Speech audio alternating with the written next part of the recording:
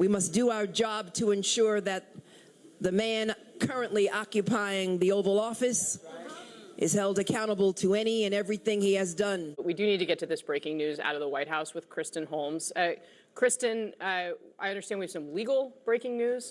Yeah, we have just learned that New York Attorney General Leticia James, who obviously brought the charges and won against President Donald Trump, has just been indicted.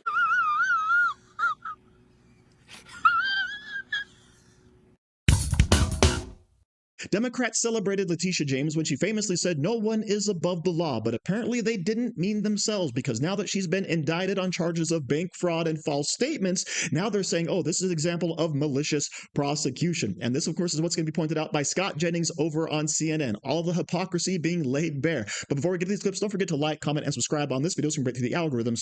Here we go. Well, Kasie, we know that this case was presented before the grand jury today, and this indictment was handed back up. It's still unclear exactly what charge Leticia James is facing, but this investigation has been focusing on a mortgage that she had taken out for a house in Norfolk, Virginia. And so her lawyers have said that that is now retribution, now that this is a case that shouldn't be brought. We have reached out to her team for comment on the knowledge now that she has actually been indicted. We have not heard back yet. But you know, the next steps here will be learning what those charges are and what their response will be to it.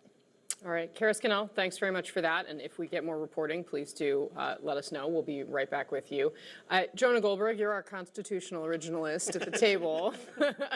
So I'm going to start with you before we go to Scott. Sure. But this, you know, I mean, there was a message from the president, right, on Truth Social to his attorney general 5 days before Jim Comey was indicted that said, Pam, what about Comey, Adam Shifty Schiff, Leticia, question mark, question mark, question mark. And that, of course, is referring to Leticia James. So now 2 of those 3 people have been indicted. Yeah. So I want to pick up on something that Senator Slotkin said. She said she was warning people about the potential slippery slope of where we go from here. Perfectly fine point to make. What it misses is that we are way down a slippery slope, like way down, right? And I'm perfectly happy to say that what Trump is doing is worse than what Obama did or than what Biden did. And people will say, but, you know, but that's how slippery slopes work, right? Things get worse the further down you go on them. And there were cases that were brought against Donald Trump that have no business being brought, 0. There were other cases against Donald Trump that I think were slam dunks because he was guilty, like the obstruction thing. Yes. They all got conflated into one thing. In this case, all I know is what we've reported on air about Leticia James. It sounds pretty flimsy. I think the Comey thing is outrageously flimsy. And the answer that you get from Trump defenders is, well, they started it first, and so therefore 2 wrongs make a right. And I don't think that's a very sophisticated argument. Do 2 wrongs make a right, Scott?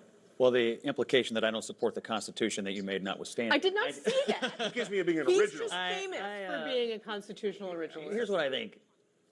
If Democrats like Slotkin are going to come out today and whine about selective prosecutions over Tish James, her entire career is built on the selective prosecution of one man. Now, I also believe what Elliot said. There's a process here. Everybody gets their day in court. Obviously, a grand jury saw enough evidence to bring charges. We don't know what they are, but a grand jury looked at this and says, okay, there's something here. She gets to go to court just like Comey, just like anyone else. But to me, it's just not going to fly to boo-hoo over selective prosecutions on this particular person who promised in her campaigns, who went after him on things, as Jonah said, that had no business ever happening, if not but for the man's last name being Trump. So I'm not going to. How is that not a 2 wrongs make a right argument? I'm not saying it's right or wrong. I'm saying she gets her day in court. I'm saying a grand jury saw enough evidence to bring charges, and I'm saying she gets to go to court and tell her side of the story, and then we'll see what happens. But I'm just arguing the political debating issue here. Democrats are going to say, this is the first time we've ever had somebody go down the road of selective prosecutions on her Give me a break. No, I agree. So that, of course, is the main point. There are a lot of Democrats right now out there saying this is selective prosecution. But we have to remember, Leticia James actually campaigned on going after Donald Trump. She did not have any knowledge of any of his business dealings, right? Because she was not in a position to know. She just said, I'm going to investigate him specifically because I don't like him. I don't agree with his politics. And then she did. She sifted through all the records, every single thing she could possibly find. And she said, you know what?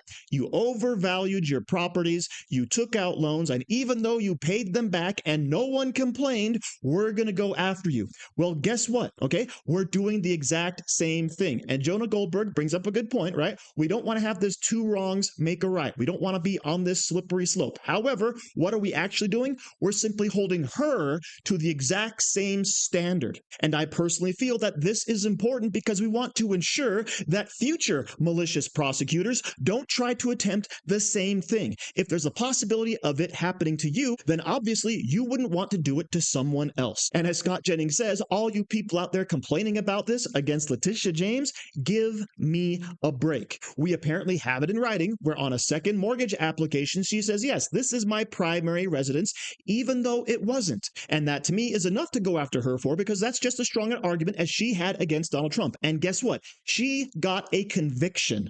Okay, Donald Trump is still going through the appeals process for that case, and honestly, it looks quite strong. So she can do the exact same thing, right? She's going to go through the court system, she's going to get convicted or not, and then she can appeal or not. The exact same thing that happened to Donald Trump. And as I mentioned before, the only way to stop that slippery slope is to ensure that you're held to the exact same standard as everyone else, because after all, no one is above the law. So thank you very much for watching. Don't forget to like, share, comment, subscribe, and say hi to your mom for me.